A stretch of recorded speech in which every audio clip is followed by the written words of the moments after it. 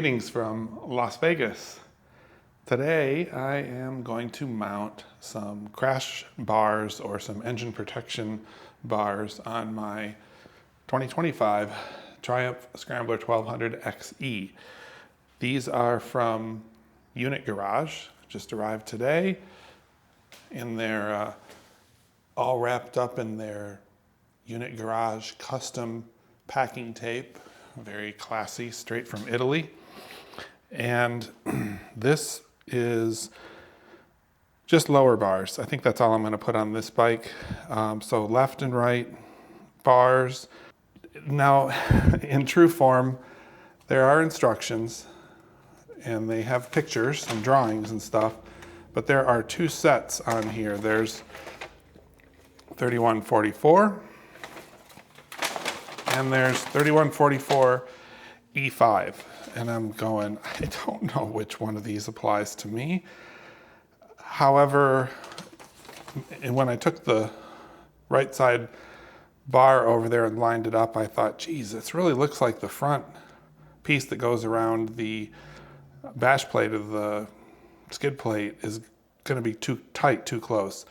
So if you have I think this is for older models, let's say, like the 2019 and 2020 and those models, you use these. These are 65 mil bolts for the engine mounts. And if you have E5, I'm going to assume is the Euro 5 maybe, that's the newer models. They're 90 mil bolts, and they give you these little standoffs that push the bar away from the engine just a little bit more and give you a little more clearance. So I'll show you what that all amounts to in a minute. So I'm pretty sure it's going to be these. So it's really, at the end of the day, 2 bolts up top, 2 bolts at the bottom to mount them to the lower frame, and then a little piece here that goes inside of the part that wraps around the skid plate here. It'll slide in there, and a couple of bolts, and they even give you a little piece of probably heat shrink that goes around that to cover up those bolts in the front so it all stays nice and pretty. And that's it. I mean, there's really not much to it. It's not that complicated. All right, so we have this first engine mount bolt right here. We need to, I think I'm going to need a little bit more than this wimpy little breaker bar. So fast forward a bit, and my little breaker bar was not getting the job done. So I got a proper one, and I already know this one is going to work. So let's try this again. We will start loosening up this engine mount bolt. There we go. It's cooperating. With the Triumph OEM, or the Triumph brand ones, they actually include a header gasket because they suggest you remove the header from the other side because it's so hard to get to the bolts or the nuts on the back side of these. So anyway, let's proceed. Get as far as we can. And is the nut spinning? I can't even see the darn thing. There we go. Yes, now the nut is spinning on the back side, so I need to get a socket on that. Okay, relatively good news. I was able to get a spanner or a box wrench flat against the front of the engine block on the back of this bolt here, so I can loosen it up to 17 mil, and now I'm able to, and that's working quite well. So the question is, will we do the same thing on the other side? So, I had to get the wrench to lay flat, I had to drop the skid plate, or the bash plate. It's only 4 little screws. These 2 little guys in the front, and these on the bottom, and you just have to be cautious. There are a couple of, yeah, you can see I'm trying to do it in reverse, a couple of drain lines that are clamped to the skid plate there. So I have a couple of towels sitting under them to prop them up so they're not putting a bunch of pressure on, but that is all you have to do there.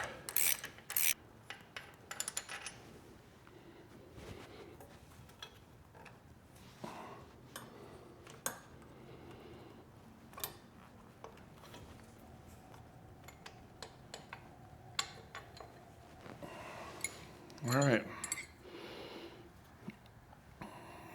Original bolt for the right side for the engine mount.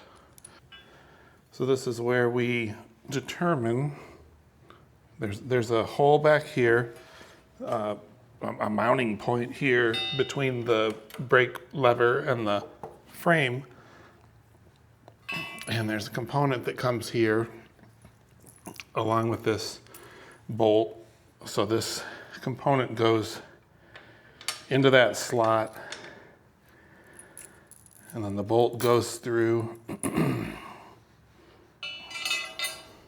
washer goes outside the bar here, and then it slides through this piece, and there's some flexibility as far as where it mounts. So then the question is, do we need the standoff or not? And clearly we do, because this one will bump right into the engine without using the standoff. So this is the 3144E5 instructions that we have to use for this situation. So that means we need this, and we need the longer of the two bolts. This is, what is it, 65 and 90, I believe, are the two lengths of these. So we can put the shorter one in the box. We won't be needing that. And switch over to this, and the combination is, oh no, we do this through here. There's no washer, it wouldn't fit anyway. So this bolt goes through here. And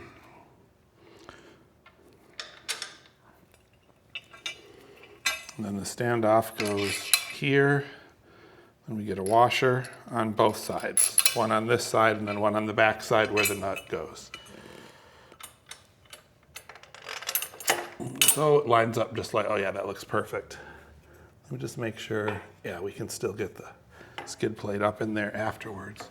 So let me get the rear. All right, let's started, and then we need this big, I believe this is a 19 millimeter nut and a washer on the back side. It's not really an easy spot to reach. Wow, it's really, they did everything they possibly could. Might have to come at it from the other side. Oh, there we go. Okay, got the washer on.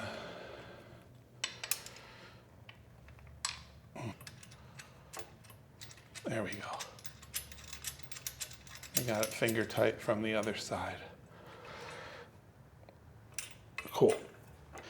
And me and all of my genius glory, this strange component here needs to go on the back side of the frame, because this is what keeps this, it's essentially a giant washer. That's what keeps this nut in place. So I was putting it on the wrong side, so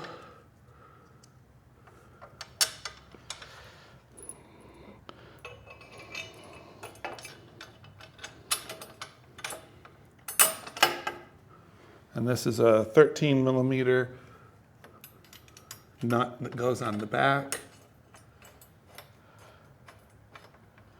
There we go. We'll get this a little more than finger tight. I have to eyeball this from the other side.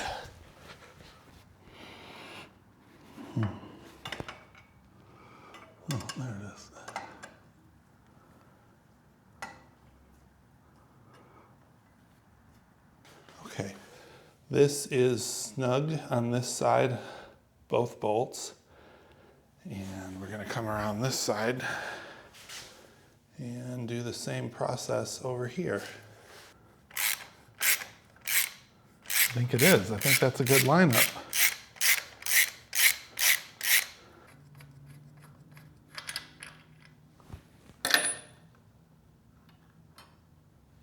Look at that. Who's a happy boy? This guy. Now we need to get this side on here.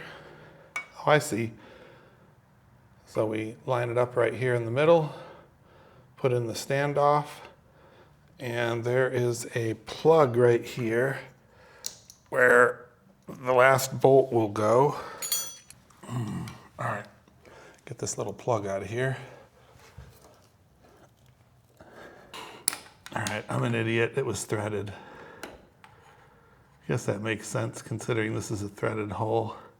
So don't be like me and just try and tug on this and rip it out. It twists out.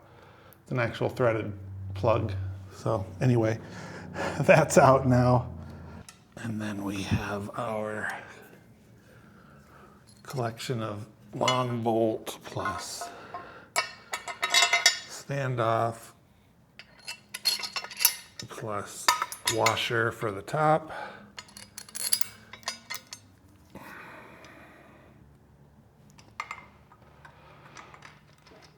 And we need to get that. I think we have to put that component in the middle first. So this is going to go into this little cavity here to keep the two hooked together.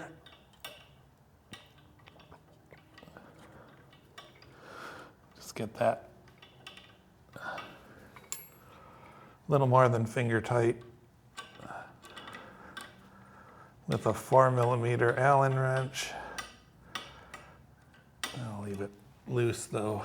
And then, all right, we get this on here again.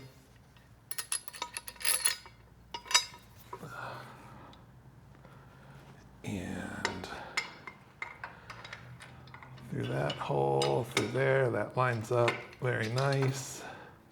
The one nice thing I will say about the, one nice thing, there's a lot of nice things about the Triumph OEM crash bars is they're nice. I just wanted black instead of the stainless color, but they also, the little rubber cover that goes over the center is kind of fancy. Wouldn't mind getting that just by itself. I don't know if they sell it though. All right. Get in there. Hey, it's going in. Very good. Yeah. All right. It's all coming together. Get this back on here again. Get my washer. Oops. There we go. Get you in there. Boy, this is an awkward position, but oh. I think I got it. Oh yeah, it's in there. Now, of course, it's hit the nylock, so it won't go any further, but that's all right. So there's no flexibility on this side with regard to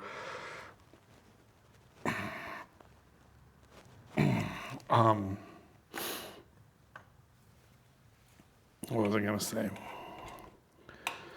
Positioning in this particular hole right here. There's no play like there is on the other side.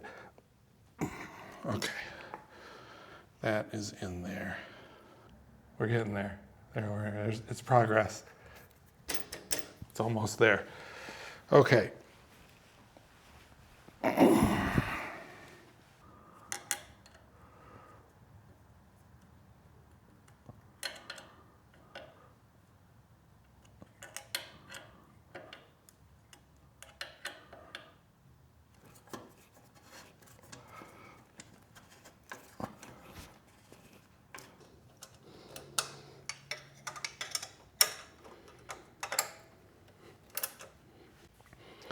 Okay, on the other side, you can't, the pipe is in the way of getting a wrench in there properly to really crank this down. It's 102 Newton meters or 75 foot-pounds for the torque spec.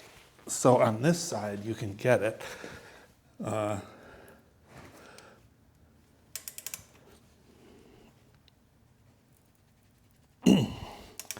Really need to be using my larger, there we go, my larger torque wrench, but wow. But on the other side, I'm gonna need a hex key or a bit that is longer, because even this part of the socket here is too thick to clear that pipe without fully removing the pipe. So back to the store again for one more piece, but I'll do that and get the other one properly torqued in. It was having to do it at a slight angle, and it felt like it was about to start stripping out the inside, and you don't want that, obviously. So I will get a proper length head here that's long enough to attach to a torque wrench so we can get this other one torqued, and then we'll be good and safe and everything will be fine, and we can get the skid plate reattached and hit the road. All right, I'm gonna wrap this one up. I need one more tool to get the proper torque spec. This 10 mil hex bit socket, I think is what you call these. What you really need for this, let me show you, is this needs to be able to go in here, but because of how, you see how it's going in on kind of an angle, that's not good. So I'm gonna get one that is 4 inches long, or 4 or 5 inches long, so that it can come in straight under the pipe and crank that down to its required, it's about 75 foot-pounds or 102 Newton meters to get the proper torque spec on that. And otherwise you have to remove this pipe. If you look from down here, you see, you can sort of see straight into that bolt, but there's no room for an actual socket or anything. So if you have a 4 or 5 inch long tool, and they make them, they're, what local hardware store has them, I'll pick it up tomorrow. And just to make sure that that torque spec is right. And aside from that, we're done. And let me just give a quick walk around. That's the look. That's what the bike looks like with the unit garage, crash guards, engine dressers, whatever the heck you call these things. Like, again, these are very similar to the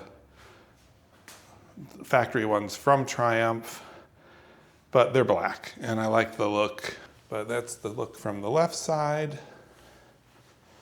And from the front, I think I'm pretty sure that's shrink wrap up there, that little piece. I think I just need to put a little heat on that so that it shrinks up right here around there. But I like the look. It's adds a little bit of ruggedness to it. Good quality stuff from Unit Garage to go along with the windscreen that I just added. So I think this is a win. Like I say, once I get that torque down, I can go out and do a test ride and see how the screen feels. Obviously the crash bars aren't gonna really feel any difference except for a little more confidence in the off-road stuff. So that's gonna do it for this edition. This edition and accessorize my ride and my quest to make my 2025 Triumph Scrambler 1200 XE mine. So not a whole lot left. Getting pretty close. I don't know. I may or may not. I would really love to paint the tank on this too. The matte khaki green with white stripes on it that the 400X has. Oh my gosh, what a great look that was. And I don't know, maybe one of these days I'll do that. I don't know if it's gonna not go so well if I have a bunch of black components on here. We'll see. I don't know. It's fun to just keep tinkering with these and make them your own. And if you like it enough, maybe it becomes yours forever. So it'd be nice for a change to have a forever bike. So hopefully this is useful if you're trying to decide, do you want to use Unit Garage? Do you want to use Triumph OEM? There's quite a few other brands out there that make these crash bars. There's uppers, there's the lowers. I think for this, because of the way the bike is shaped, I think that the lowers is enough on this one. So that'll do it. We'll wrap this one up. If this is useful, if you enjoy this kind of stuff, please remember to hit that like and subscribe buttons down there. And till the next one, drive carefully and come back soon.